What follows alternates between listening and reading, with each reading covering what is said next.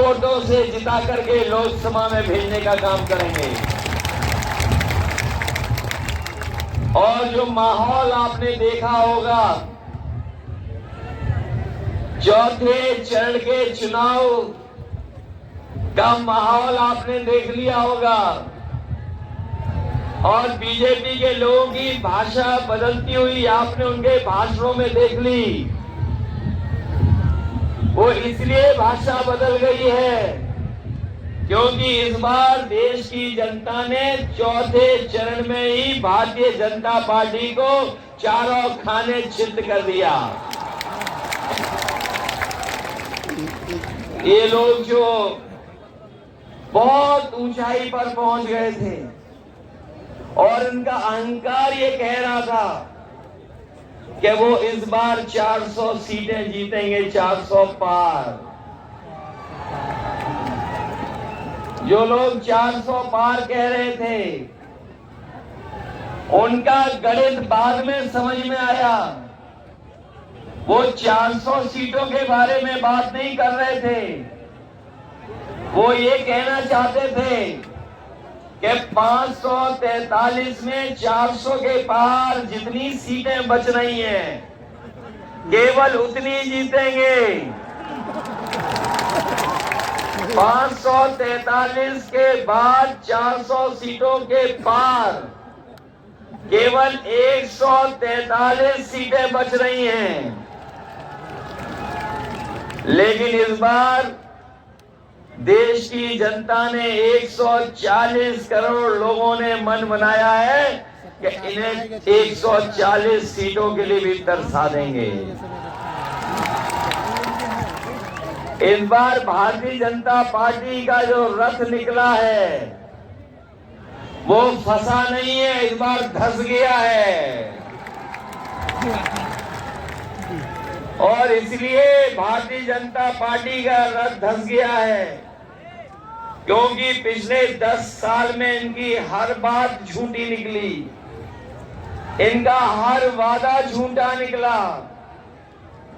किसान से लेकर के नौजवान से लेकर के व्यापारियों तक को इन्होंने धोखा देने का काम किया।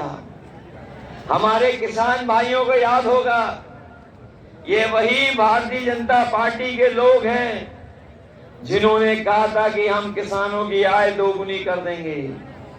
हमारे किसानों की आय दोगुनी नहीं हुई। जो पैदावार हमारा किसान लेना चाहता है उसके लिए लागत बढ़ गई और लागत लगातार इनकी सरकार में बढ़ रही है।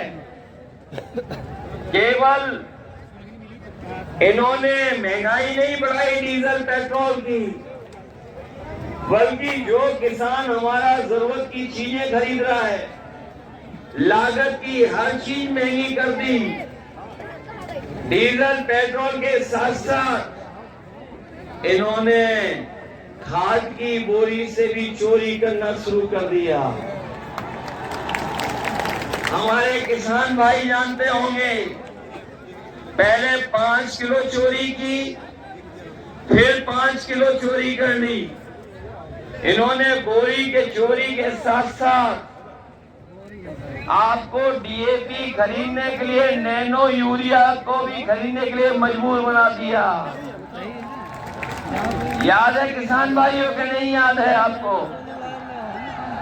और नैनो यूरिया इसलिए खरीदवा रहे थे कि ये जब हमारा किसान इसको खेत में फसल की में डालेगा तो उसकी पैदावार भी बढ़ जाएगी, उसे लाभ भी मिल जाएगा। लेकिन बताओ किसान भाइयों, नैनो यूरिया से आपकी कौन सी पैदावार बढ़ गई? शायद हमारे किसान भाई नहीं जानते होंगे, जो लोग नैनो यूरिया बनाए थे वो भी विदेश भाग गए, जैसे बड़े बड़े उद्योगपति भागे थे भारत का पैसा लेकर के।